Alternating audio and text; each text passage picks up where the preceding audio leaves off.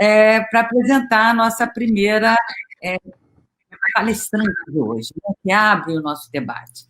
A professora Elione Guimarães, doutora em História pela UF, coordenadora, né, de pesquisa do Arquivo Histórico e alma do Arquivo Histórico de Juiz de Fora. Né? Além disso, a Elione é uma das pioneiras no Brasil, né, sobre estudos sobre pós-abolição, sobre uma história social das trajetórias de libertos do pós-abolição, e em Juiz de Fora, em especial, eu destaco, né, a importância do livro Aspectos Cotidianos da Escravidão em Juiz de Fora, publicado pela FUNALFA em 2001, em termos de construção de uma memória pública da experiência, né, escravista, que é central na cidade, múltiplos viveres de afrodescendentes na escravidão e no pós-emancipação, que é o livro, né, que resulta do doutorado da Elione, publicado pela FUNALFA em 2006, que é um dos pioneiros, né, na história social do pós-abolição, junto com outros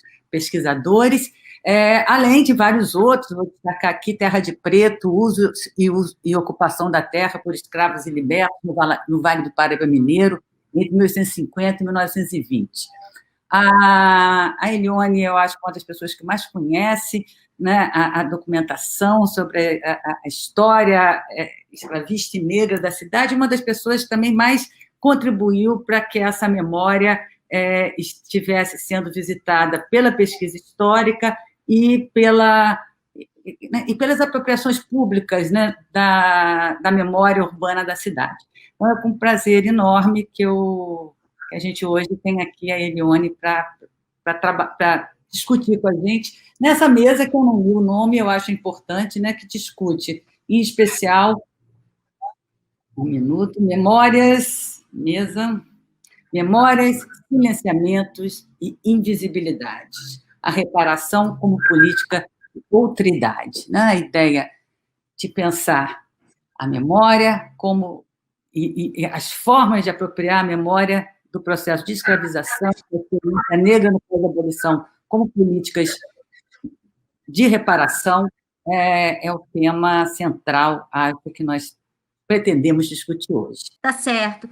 Gente, então, boa tarde a todos, agradecer pela oportunidade de estar participando com vocês aqui nessa mesa, e eu pensei em falar um pouco sobre o arquivo histórico e a importância das fontes, não sei se o objetivo de vocês, quando me convidaram, era esse também, mas acho que é importante, que eu não posso perder a oportunidade, né?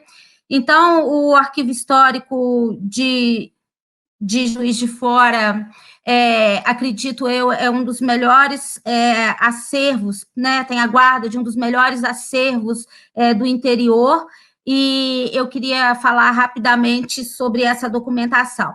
Então, nós temos documentos desde aproximadamente 1820, a nossa data limite de recolhimento é mais ou menos 1945, é uma data que a gente colocou para recolhimento. Então, nós temos, além da documentação administrativa, a partir de 1853, quando foi instalada a primeira Câmara, nós temos a guarda da documentação criminal, de parte do acervo cível, nós temos a guarda de documentação de cartórios dos livros de juiz de paz, nós temos alguns títulos de jornais, nós temos o Mercantil e o da Tarde. Então, uma documentação que permite uma pesquisa bem ampla e variada sobre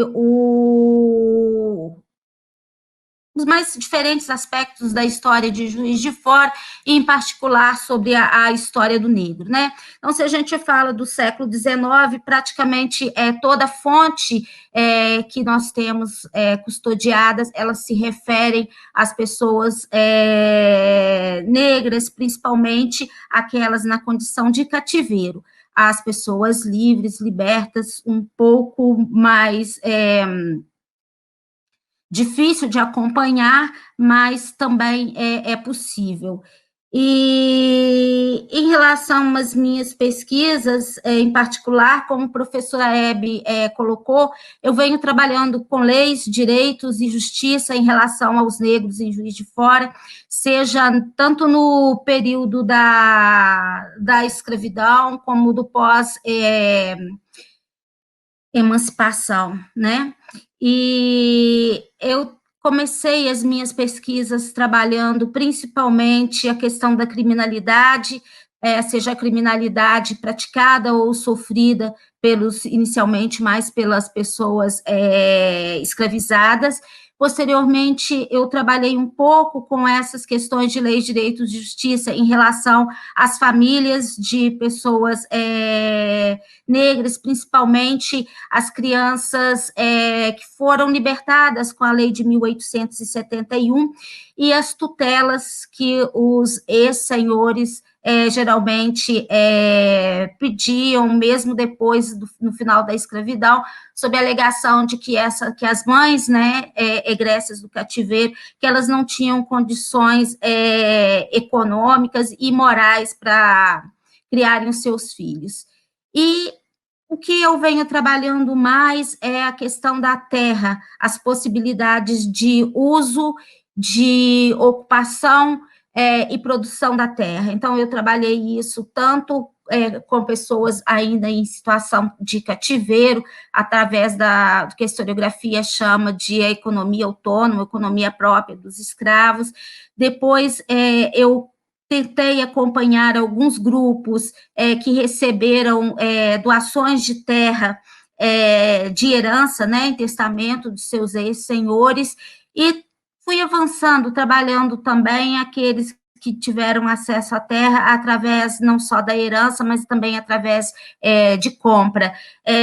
Toda a luta que se travou pela manutenção dessa propriedade frente a todos as tentativas dos fazendeiros vizinhos de expulsarem de alguma forma e de se apropriar dessa terra.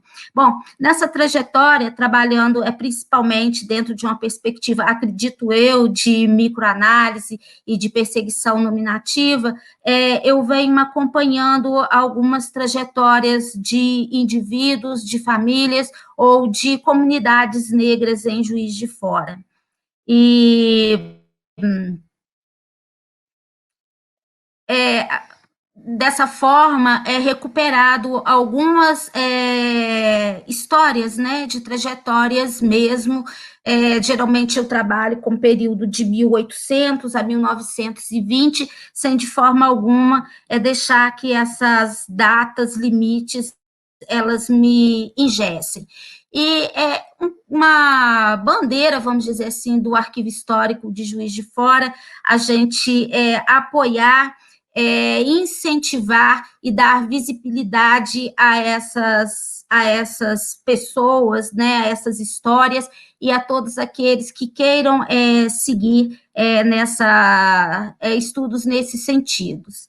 E, nesse sentido, a gente trabalhou, então, já vi que vocês estão me ouvindo, junto com outras pessoas da cidade, com o objetivo de que a gente tivesse alguns, vamos dizer assim, lugares de memórias, né? Como a Praça Rosa Cabinda, e, aliás, a Praça Teófilo e o Largo Rosa Cabinda, que foi uma luta do Arquivo Histórico junto a alguns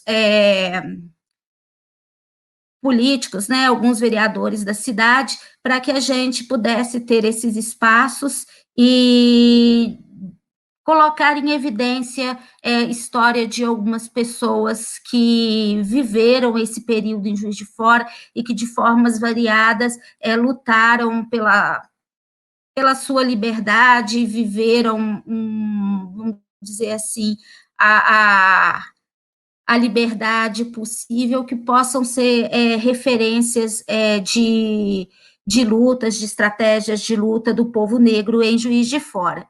E a Praça Teófilo fica ali pertinho do Arquivo Histórico, né? Para quem não conhece, o Teófilo era uma pessoa escravizada numa propriedade em Belmiro Braga, né, na época Vargem Grande, e ele um dia fugiu, ele ficou para tomar conta da escravaria enquanto os senhores iam para a missa. O Teófilo fugiu, passou um tempo fugido e depois foi capturado, levado para a propriedade, onde mandaram dar uma surra nele para que se visse de exemplo, e ele chegou e ele faleceu em razão disso. Então, graças ao inquérito, né, o processo que se abriu para apurar a morte do Teófilo, a gente recupera um pouco essa história dele.